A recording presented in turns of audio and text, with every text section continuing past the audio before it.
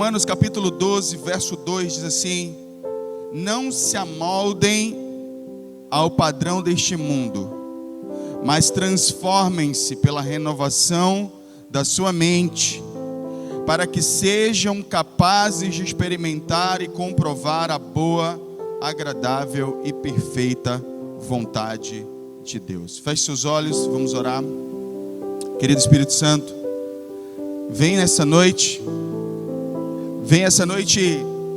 começar algo, porque nós sabemos que o Senhor, nós somos edifício de Deus, lavoura de Deus, como está escrito na sua palavra. E como edifício, como lavoura, o Senhor está nos construindo e o Senhor está nos cultivando gradativamente. O Senhor tem um interesse na nossa transformação, mas numa transformação permanente, que é construída por meio do aprendizado e principalmente pela renovação do nosso entendimento, pela renovação da nossa mente, pela renovação dos nossos pensamentos. Por isso, nessa noite, eu peço ao Senhor que o Senhor venha e o Senhor nos convença, que não seja uma obra humana. Aquilo que eu for incapaz de comunicar, que o Senhor, pelo seu Espírito poderoso, o faça ao coração da sua igreja. Eu peço isso em nome de Jesus. Amém e amém. Glória a Jesus. Antes de eu entrar propriamente na mensagem, eu quero compartilhar com você qual é a proposta, o que Deus tem falado. Nós estamos no ano da santificação na IDPB. E todas as nossas séries, elas têm partido dessa premissa. O que nós precisamos fazer para nos santificar? Quais os processos de santificação que são importantes para nós? Enquanto orava, o Senhor falava ao meu coração sobre o processo de renovar, de santificar a nossa mente. Santificadamente é alguém que está no estado de santificação, mas aí a frase ela tem um duplo sentido, né, de santificar a mente, porque aí vai o entendimento que eu tenho das Escrituras, que é o seguinte: não existe verdadeira santificação sem que a sua mente seja transformada. E aqui eu explico o porquê. O que tem acontecido nas igrejas, quando eu digo igreja, eu estou falando de forma geral, eu poderia até usar no singular. O que acontece com a igreja, na maioria das vezes? A gente vem para cá, a gente tem uma experiência com Deus. Deus toca o seu coração. E você sente que Deus falou com você e você entrega a sua vida para Jesus. Isso é maravilhoso. Só que a partir daí, a maioria de nós não tem ideia do que fazer. A gente então simplesmente se adequa a uma agenda da igreja, onde a gente vai lá e diz assim: ok, tem o quê? Tem célula? Ok, vou para a célula. Vai ter discipulado? Eu vou fazer discipulado. Só que sem entender o cerne de toda essa dinâmica eclesiástica. Por que a gente participa de célula? Por que a gente faz discipulado? Por que a igreja ela é organizada eclesiasticamente dessa maneira? Para nos ajudar num processo, transformar nossa mente. Só que a maioria das pessoas não fazem, não sabem e não tem consciência disso. Então fazem o quê? Começam a construir uma religião. E elas vêm porque elas não sabem por que vêm, mas elas só sabem que elas precisam vir. Alguns de nós têm essa sensação de que, bom, a minha vida está ruim e eu sei que com Jesus pode melhorar, e a gente tem isso como motivação e está tudo bem. Só que a maioria de nós não entende que Deus quer muito mais do que mudar nossa agenda e nossa rotina. Ele quer mudar o nosso interior. E aqui tem um outro problema. Todas as vezes que a gente fala de interior, e aí eu posso falar só da sensação que eu tenho, até por conta de um conceito que eu tinha. A sensação que eu tenho quando a gente fala de interior, para a grande maioria das pessoas, é que a gente está falando das nossas emoções. A gente precisa mudar, você precisa mudar o seu interior. Então na sua cabeça, alguma coisa aqui dentro tem que mudar. Então o que nós temos? Uma igreja que ela não entende que precisa passar por um processo de renovação de mente, ao mesmo tempo que acha que mudança interior é mudança de emoção. Eu quero comunicar uma coisa para você, iniciar essa série comunicando uma coisa para você. Na vida cristã, suas emoções seguem sua fé, não o contrário. Então, suas emoções não mudam primeiro, elas mudam depois.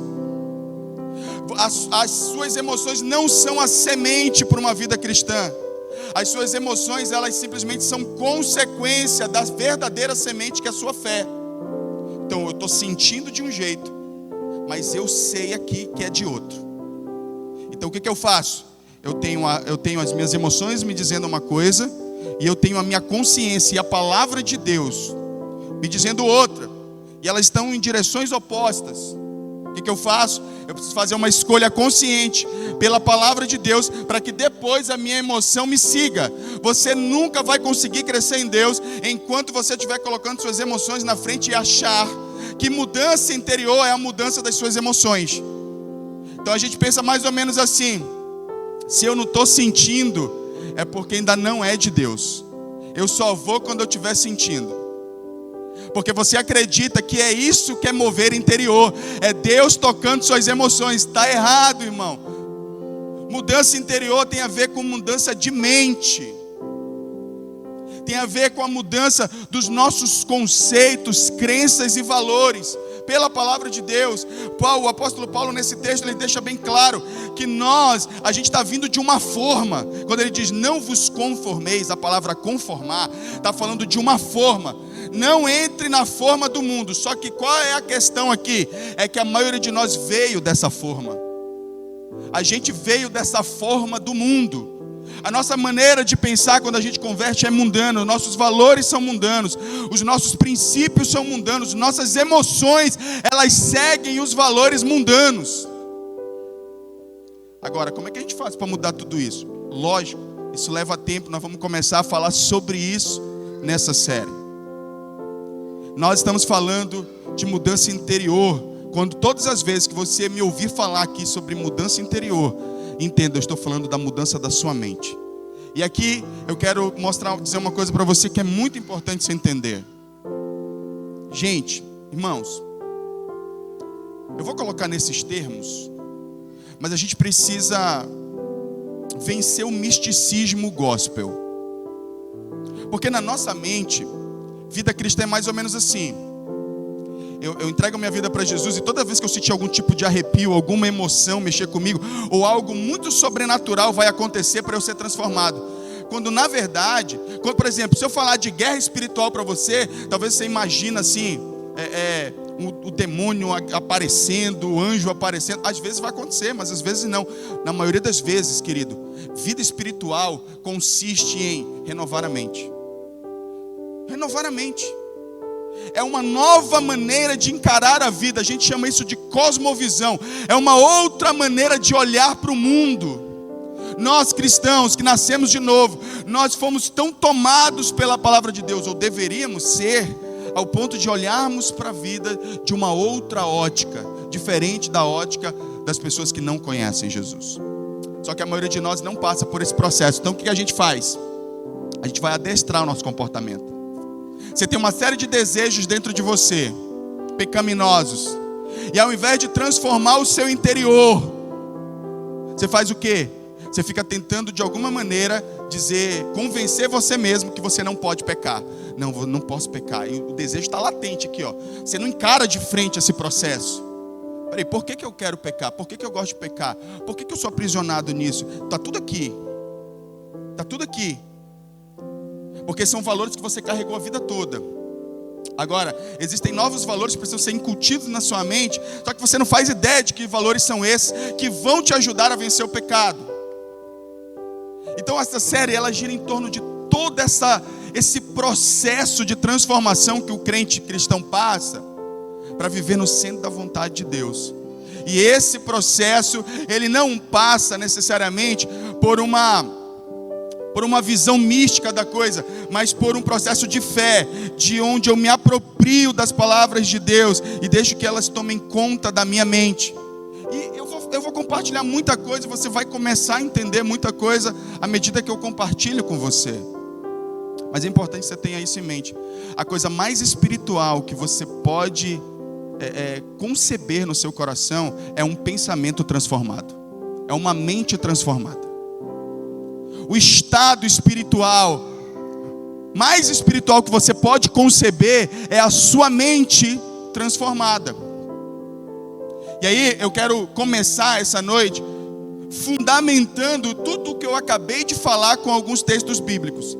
O primeiro eu acabei de falar, e aí eu vou fazer assim de relance, porque durante a série eu vou me aprofundar em cada texto que eu vou ler aqui, mas eu quero dar um panorama geral para você.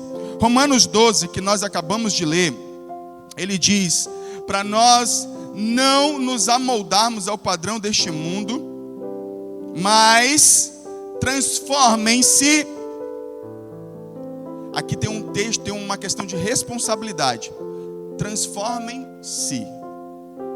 Ou seja, a responsabilidade de buscar essa transformação é nossa.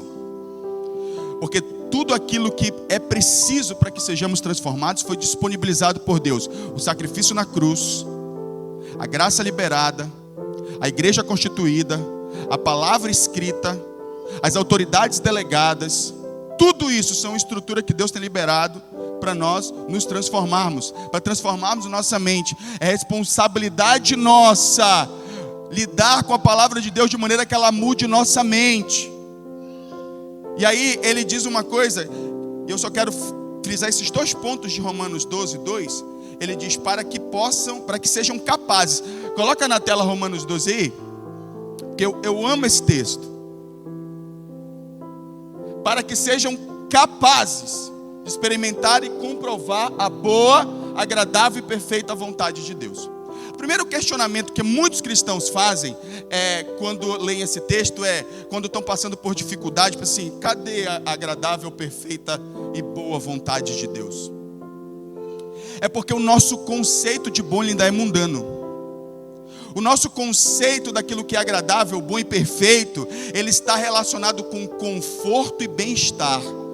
Enquanto que o conceito de Deus de bom, perfeito e agradável é tudo aquilo que cuida da sua eternidade, ainda que ele precise gerar algum nível de desconforto por algum momento. Por isso que ele diz que só somos capazes de experimentar e comprovar essa boa vontade quando a nossa mente muda. Senão você vai viver reclamando do plano de Deus para sua vida.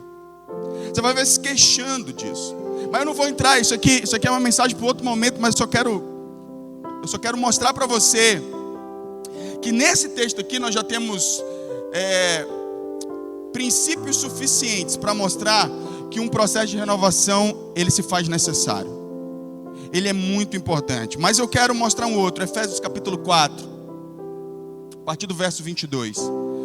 Nesse texto, o apóstolo Paulo está falando sobre a nova maneira de viver para os Efésios, para a igreja de Éfeso. Então ele ensina o seguinte: quanto à antiga maneira de viver, vocês foram ensinados a despir-se do velho homem que se corrompe por desejos enganosos, a serem renovados no modo de pensar e, só para finalizar, revestir-se do novo homem. Eu não me revisto do novo homem até que eu mude minha forma de pensar.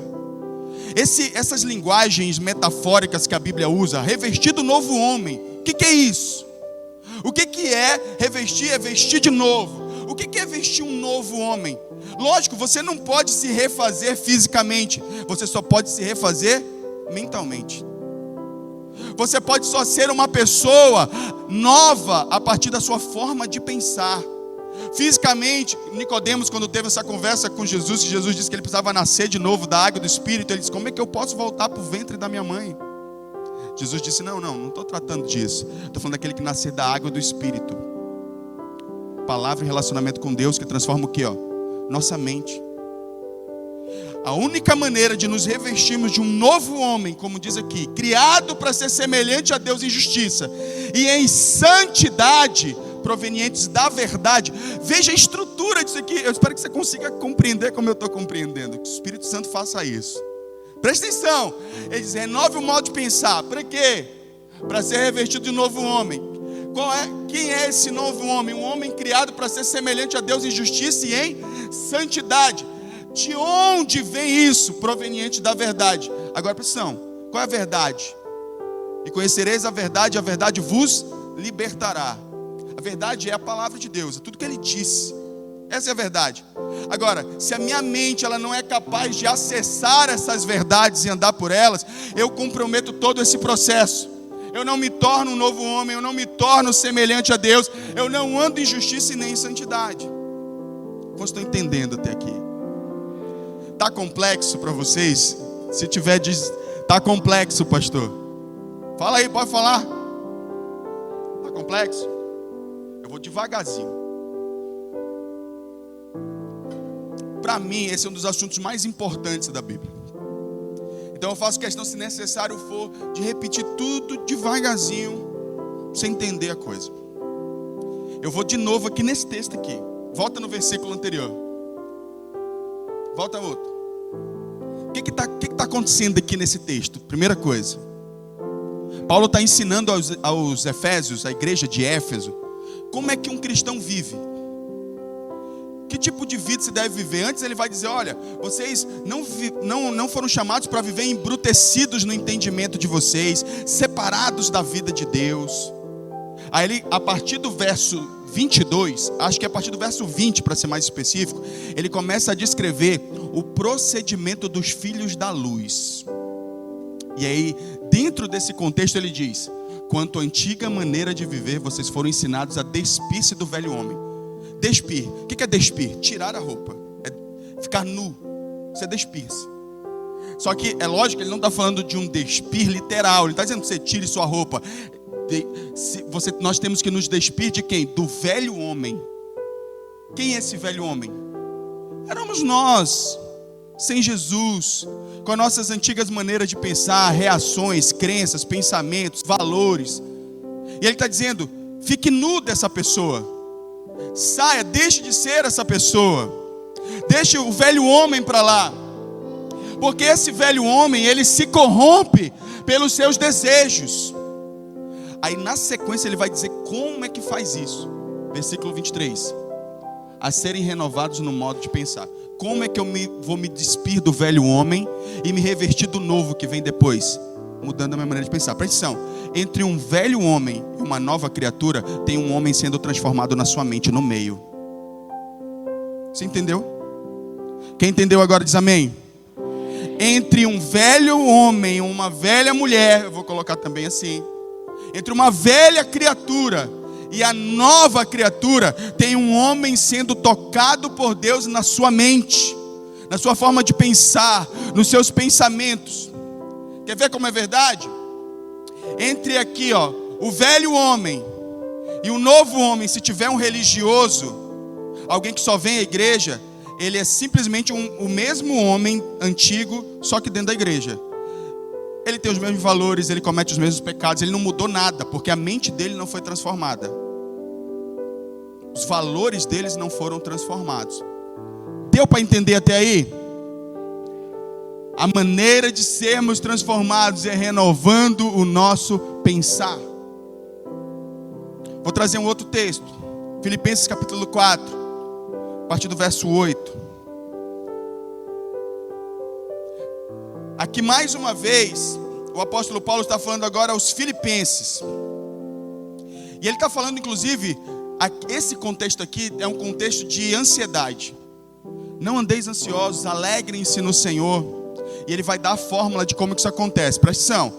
O primeiro texto ele está falando, para a gente experimentar a vontade de Deus, eu tenho que renovar a mente. O segundo texto, para eu ser transformado, eu preciso renovar a mente. O terceiro texto, para que as minhas emoções sejam curadas, eu preciso renovar a mente. E eu só estou dando um panorama, ainda nem comecei a pregar, tá, gente? É só um panorama. Finalmente, irmãos, tudo que for verdadeiro, tudo que for nobre, tudo que for correto, tudo que for puro, tudo que for amável, tudo que for de boa fama, se houver algo de excelente ou digno de louvor, pensem nessas coisas. Essa é a fórmula bíblica para que as suas emoções sejam transformadas.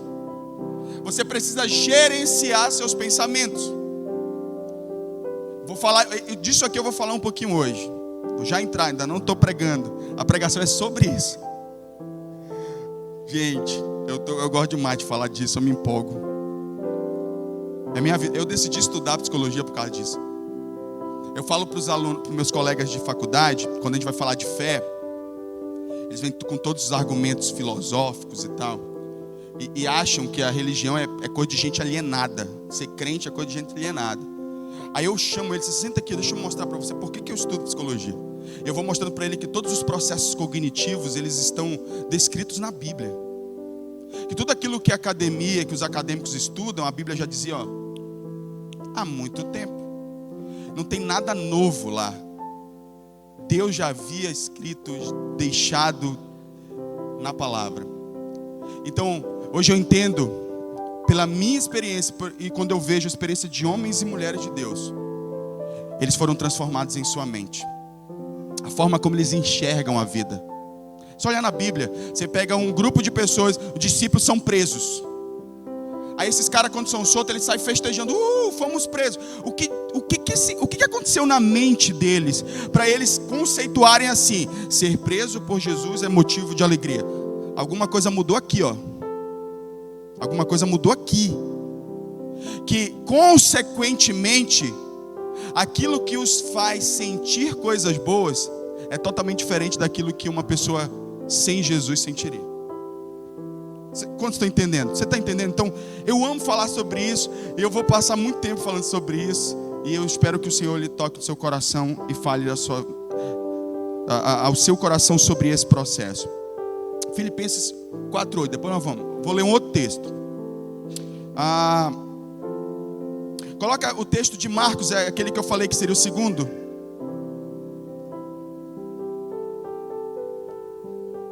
Eu acabei não anotando aqui, está só no WhatsApp.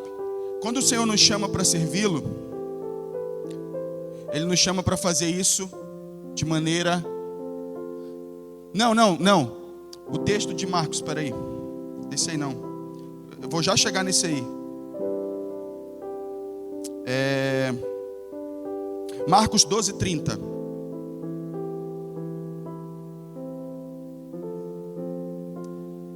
Qual é o chamado de Deus para nós? Ame o Senhor, seu Deus, de todo o seu coração, de toda a sua alma, de todo o seu entendimento. Servir a Deus não é coisa de gente alienada, é coisa de gente inteligente. Diga amém. Servir a Deus não é coisa de gente burra, alienada, que usa a fé como muleta para fugir de coisas, dificuldades da vida. É coisa de gente inteligente. Diga amém. Você é um homem ou uma mulher inteligente, por isso você serve a Jesus.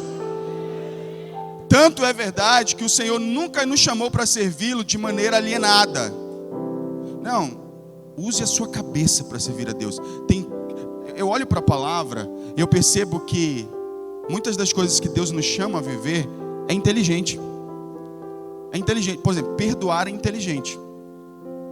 Perdoar é extremamente inteligente. Você percebe? Olha, você que está magoado, você que está aqui hoje e tem mágoa no seu coração. Olha como não é inteligente guardar mágoa. Você leva a pessoa que você está magoado para sua cama, ela tira o seu sono. Se ela está no mesmo ambiente que você, ela tira a tua alegria. Você simplesmente para de viver e começa a viver em função da pessoa que você tem mágoa. Não é inteligente você dizer assim, eu perdoo porque eu quero ser livre. É inteligente. Então às vezes a gente não perdoa porque a gente é bom, não, é porque a gente é inteligente. Não é porque a gente é bom. Olha, um cristão bonzinho, ele perdoa. Não, está ali um cristão inteligente que ele sabe que fazer a vontade de Deus é a coisa certa, embora às vezes ele não queira fazer.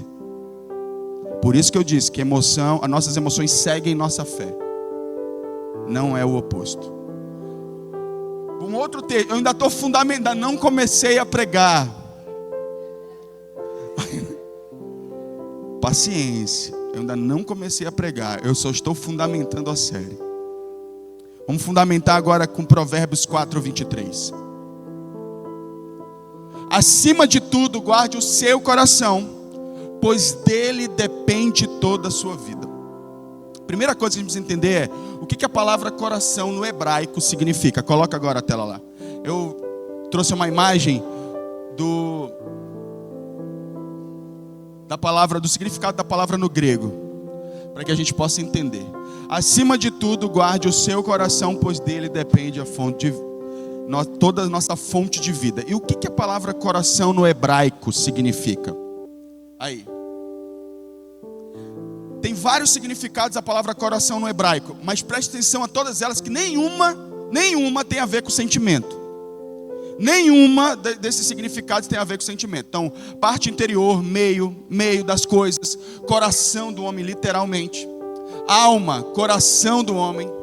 Mente, conhecimento, razão, reflexão, memória, sobe um pouquinho, inclinação, resolução, determinação da vontade, consciência, coração, referindo-se ao caráter moral, coração como lugar dos desejos, coração como lugar das emoções e paixões. Aqui é a única que tem essa relação, mas em 90% dos casos tem a ver com mente, como lugar da coragem. Agora volta lá para o texto, pode acender as luzes. Agora volta para o texto. Agora quando a gente lê Provérbios 4:23, de todas as coisas que você deve guardar, guarde o seu coração. Ele está falando, guarde suas emoções ou guarde sua mente? Guarde suas emoções ou guarde sua mente? Sua mente. Guarde a sua mente, porque da mente procede toda a sua vida. Na Almeida diz, porque dela procedem as fontes de vida. Eu gosto dessa tradução, ela é muito boa. Você está entendendo? Todo o nosso processo espiritual vem da forma como nós pensamos. E eu quero mostrar hoje para você como talvez o seu processo de pensamento ele está contaminado, corrompido. E nós precisamos urgentemente de buscar a verdade em Deus a respeito dos nossos pensamentos. E agora sim eu quero começar a pregar para você, devidamente fundamentado, mostrado nas Escrituras, que se você não buscar renovar a sua mente, seu modo de pensar, você está fadado a fracassar como um cristão na sua vida espiritual. O máximo que você vai conseguir é ser alguém religioso. Mas a verdadeira conversão e transformação vem pelo processo de transformação da sua mente, dos valores que estão inseridos na sua mente. Vamos lá. Eu quero primeiramente falar hoje para você sobre como é que a gente vai iniciar esse processo de renovação de mente. E a primeira coisa que eu quero convidar você é estar disposto a se mapear. O que eu quero dizer com isso? Você tem que estar disposto a pensar sobre o que você pensa. Você tem que estar disposto a questionar os seus próprios pensamentos. Por quê? Porque a maioria de nós carrega os seus pensamentos como sendo a verdade absoluta e não se questionam.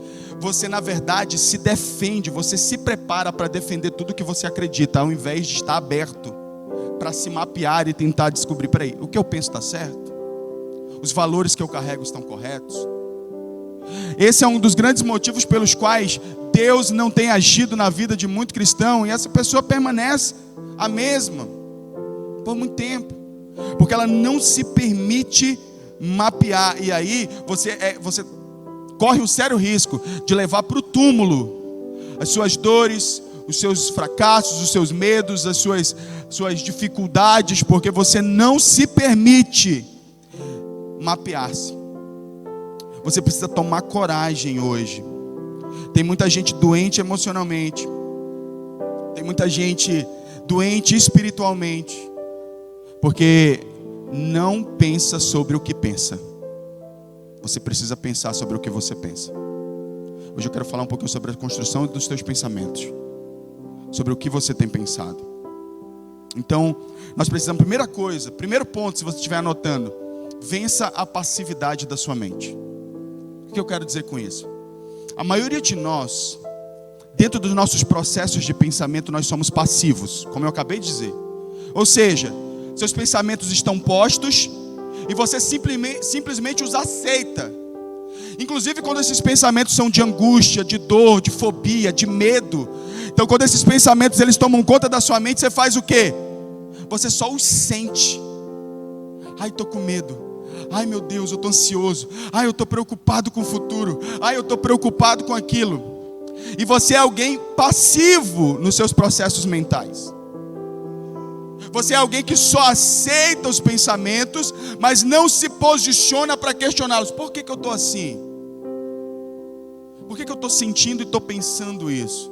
Você tem que sair então, pressão, da plateia, da construção dos seus pensamentos, e você tem que ir para o palco, ser o protagonista do porquê você pensa determinadas coisas. Você tem que deixar de ser passivo. O que você faz quando um pensamento de medo vem na tua mente? O que você faz quando a ansiedade bate na porta da tua mente? O que você faz quando um pensamento fóbico vem na sua mente? O que você faz? Normalmente as pessoas elas são passivas, elas deixam ser inundadas por esses pensamentos, começam a somatizar esses pensamentos no corpo muitas vezes e sofrer com esses pensamentos, e só sofrem, e aí compartilham sua dor com alguém e continuam sofrendo com esses pensamentos. Esse sentimento de incapacidade, quando ele vem na sua mente, o que você faz? Você simplesmente o aceita. E aí Deus te chama para uma grande obra, e você, com esses pensamentos de incapacidade, você fica paralisado. Por quê? Porque você é passivo no seu processo mental. Porque não existe uma ação proativa em dizer, não, peraí, o que está escrito na palavra a meu respeito, o que diz a palavra de Deus. Nós precisamos então assumir uma postura de protagonista. Coloca o Salmo 42 aí na tela. Eu quero mostrar para você Davi fazendo isso. Veja Davi. Olha o que Davi faz. Como a corça anseia por águas correntes, a minha alma anseia por ti, ó Deus. A minha alma tem sede de Deus, do Deus vivo. Quando poderei entrar para apresentar-me a Deus? Minhas lágrimas têm sido meu alimento de dia e de noite, pois me perguntam o tempo todo, onde está o seu Deus? Presta atenção que está acontecendo alguma coisa dentro de Davi, aqui na mente dele. Estão questionando a fé dele, e ele diz que por conta desse questionamento, as lágrimas têm sido o alimento de Davi dia após noite. Tem gente aqui assim, seu alimento são suas lágrimas dia após noite?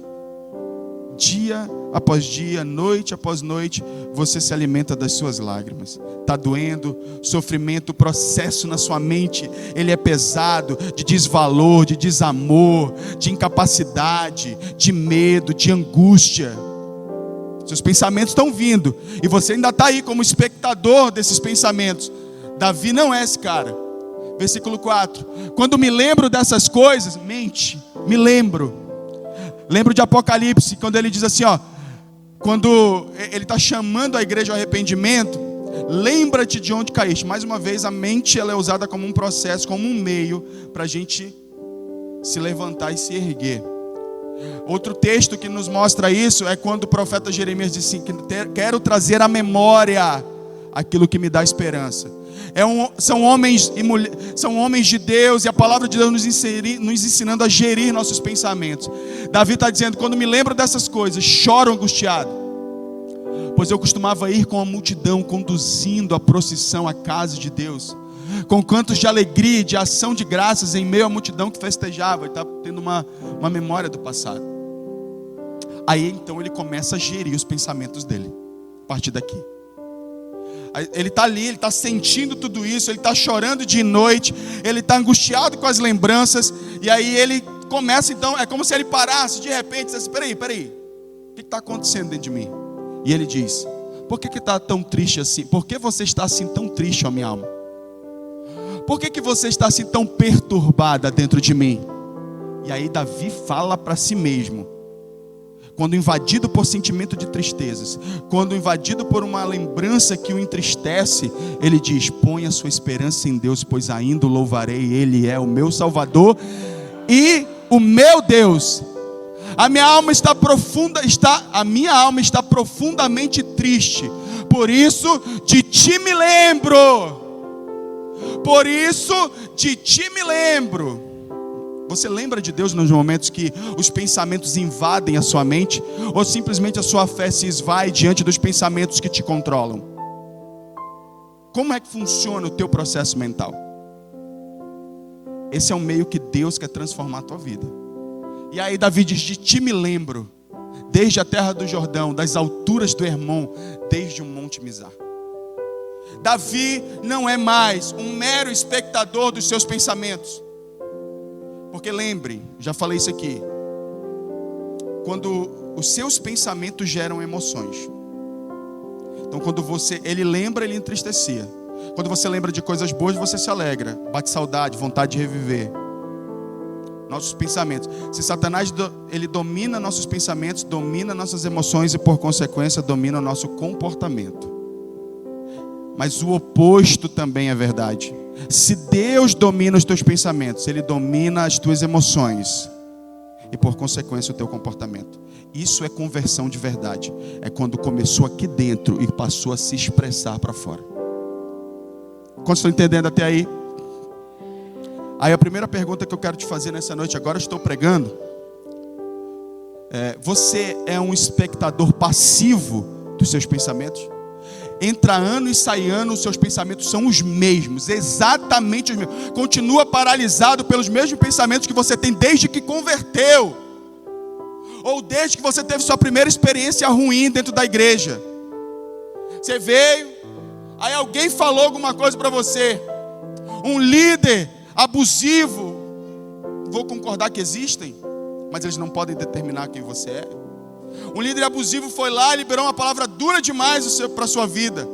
E aí você se apegou a essa palavra. E agora todos os teus processos mentais, eles giram em torno dessa palavra.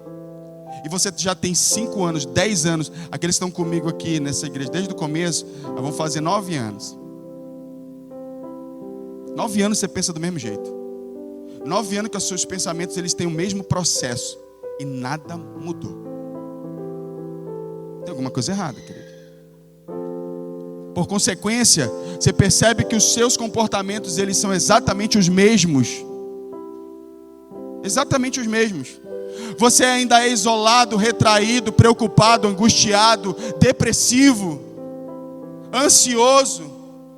Porque os seus processos mentais eles são exatamente os mesmos. Você age a partir dessas experiências traumáticas da sua vida. E aí você não reage. Se você quer mudar isso, você precisa sair do quadro de espectador dos seus pensamentos e começar a tomar uma postura em Deus de mudar a sua mente. Quanto tempo você acha que você tem para reagir a um pensamento, seja ele qual for, um pensamento que te perturba, um pensamento de angústia, um pensamento de culpa, um pensamento de medo? Quanto tempo você acha que você tem para reagir a um pensamento desse? 5 segundos. O pensamento veio, você tem que prontamente rebatê-lo. Você tem que confrontar, você tem que rejeitar, você tem que dizer, não, eu não aceito. Porque se você for mais uma vez continuar esse espectador passivo, esses pensamentos eles te engolem. Eles te dominam e eles te levam a viver, a se afastar de Deus. Você precisa tomar uma decisão urgente com relação a isso. Davi, como é que você vai fazer isso? Discorde do que você está pensando. Discorde de você mesmo. Discorde dos seus pensamentos. Confronte os seus próprios pensamentos. À luz da palavra, à luz de quem você é. Busque conhecer a verdade a teu respeito. Os planos de Deus. Eu é que sei que pensamentos tenho sobre vós. Pensamentos de paz e não de mal, para vos dar o fim que desejais, diz a palavra de Deus. Os planos de Deus para a sua vida são bons.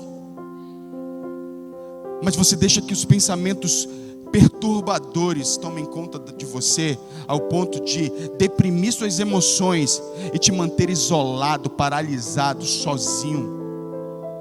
Sai desse lugar, meu irmão. Em nome de Jesus, se posicione em fé. Quais as consequências de você ser um espectador dos seus pensamentos? É que quando você cala por dentro, você grita por fora. Todas as vezes que você não confrontar os seus pensamentos angustiadores, perturbadores, fóbicos, de culpa, de insegurança, você como espectador, eles vão vir como uma avalanche sobre você. E você vai começar a reagir a eles. É nesse momento que você começa a brigar com todo mundo ao seu redor, porque você não confronta os seus pensamentos. E aí as pessoas não sabem o que está acontecendo dentro de você, e você começa a brigar com todo mundo, tratar todo mundo mal. Você está numa guerra sozinho, interior, na qual você é simplesmente um espectador e está recebendo uma avalanche de pensamentos. E aí você começa a gritar por fora. Quando não grita com comportamento, grita de maneira fisiológica. Seu corpo começa a tremer, sua pressão baixa. Você começa a ter sudorese, seu corpo começa a suar. a sua respiração fica ofegante, começa a dar taquicardia, seu coração começa a acelerar. E você começa a ter sintomas de que sua alma está gritando. Só que você continua como um espectador passivo desses pensamentos que te causam isso. Eu te convido a ser como Davi. E dizer, não. Eu sei que Jó disse para ele mesmo, Jó. Ele olha para um lado, a casa caiu sobre os filhos, tudo destruído. Uma mulher que diz para ele, abandona esse Deus e morre. E sabe o que Jó diz? Eu sei que o meu Redentor vive e por fim se levantará sobre a terra. Isso é alguém que está gerindo a sua mente à luz daquilo que Deus prometeu. A fé é isso, é você gerenciar sua mente para acreditar no que Deus falou. E não deixar que os seus pensamentos... Quais são as origens dos nossos pensamentos?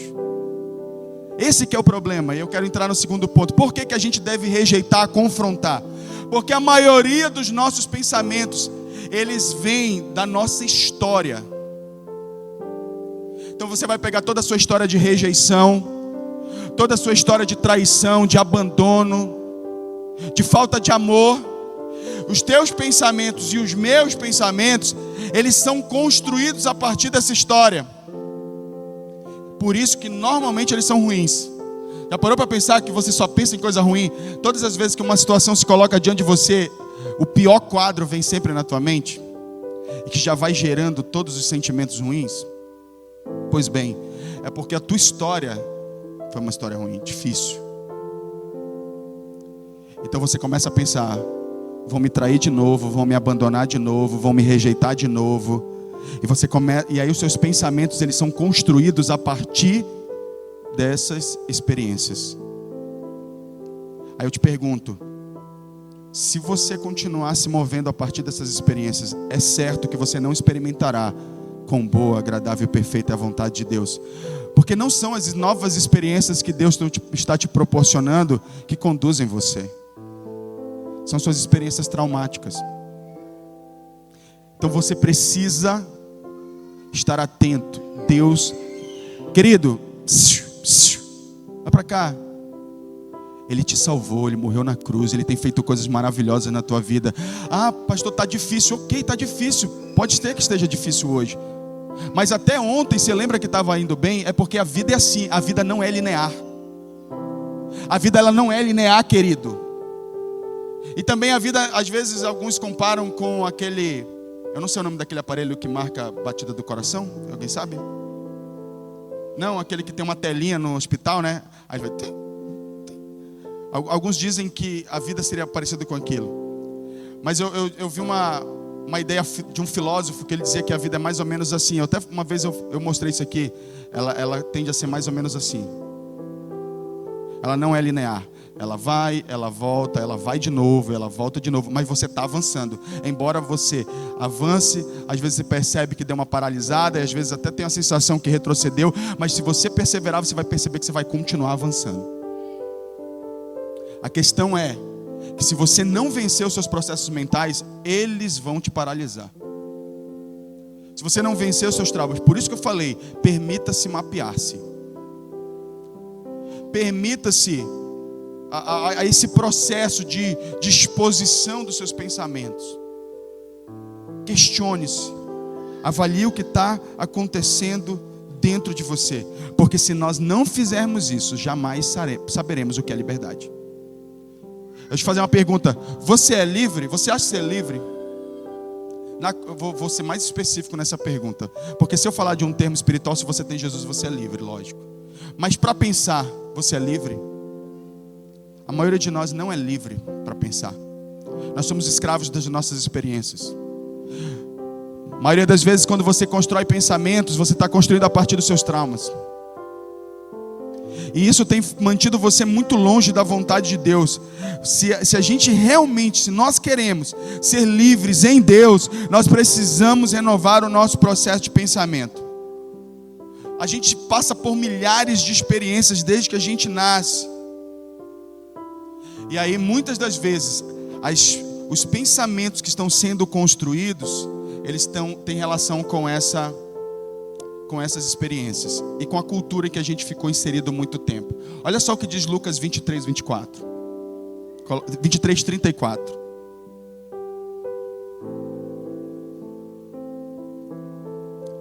Isso aqui é interessante. Jesus disse assim, ó: Pai, perdoa-lhes, pois não sabem o que estão fazendo.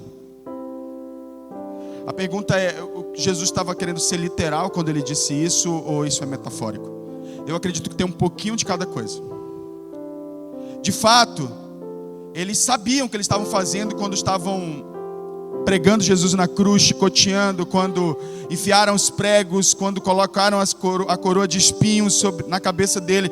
Eles sabiam, só que eles não tinham um entendimento completo daquilo. A maioria estava simplesmente cumprindo ordens de uma cultura estabelecida.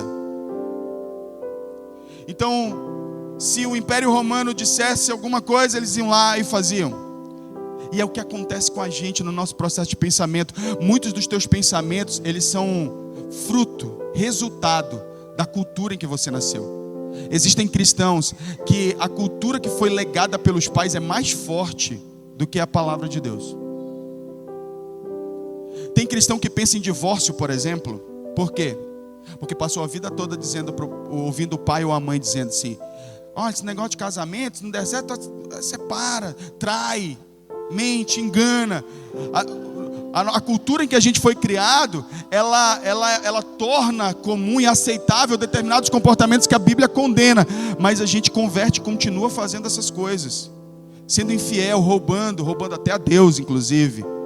Porque uma cultura mundana é de que a gente vai ter uma série sobre finanças. A próxima série depois dessa é sobre finanças, santificando as nossas finanças. Eu vou falar um pouquinho sobre essas questões. Mas a maioria de nós, a gente vem com um legado de avareza dos nossos pais e de amor ao dinheiro enorme. Então, muitas vezes, na construção dos seus pensamentos, inclusive você está ouvindo uma mensagem aqui, quando uma palavra é pregada, os teus pensamentos, eles giram em torno dos valores que você aprendeu na sua cultura. Aí você diz: não é bem assim não. Cara, mas espera aí. Eu só quero lembrar uma coisa. Eu não posso falar por todo mundo, por todo pregador, mas eu posso falar por mim. Eu estou pregando a Bíblia. Não é minha opinião, não é o que eu acho. O que eu acho pouco importa. A minha opinião não tem e zero é a mesma coisa. A minha opinião e zero é a mesma coisa, tá? Eu prego a Bíblia. Então, pense bem. Existe uma verdade absoluta. Só que a sua mente diz que a verdade absoluta que você deve seguir é a sua cultura. Só que eu quero dizer que a verdade absoluta que rege o mundo é a palavra de Deus, não é a sua. Então você precisa ceder na sua mente a palavra de Deus. Quantos estão entendendo o que eu estou dizendo? Então, quando Jesus disse isso, Pai, perdoa-lhes, Jesus estava, lógico, manifestando graça, né? Mas Jesus também sabia que eles eram escravos de uma cultura. Eles não tinham plena consciência. Assim como nós, muitas vezes, nos comportamos, pecamos contra Deus, porque nós deixamos que os nossos pensamentos, que são construídos a partir de uma cultura mundana, nos governe. Nós precisamos de mudança de mente, urgentemente. Quando Jesus ele fez isso, obviamente que Jesus não resolveu o problema dos seus agressores, quando Jesus fez essa oração aqui.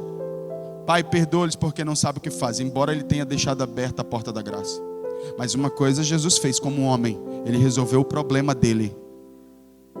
Assim, quando Jesus ele fez essa oração, Jesus ele decidiu não carregar o conteúdo agressivo dos seus agressores.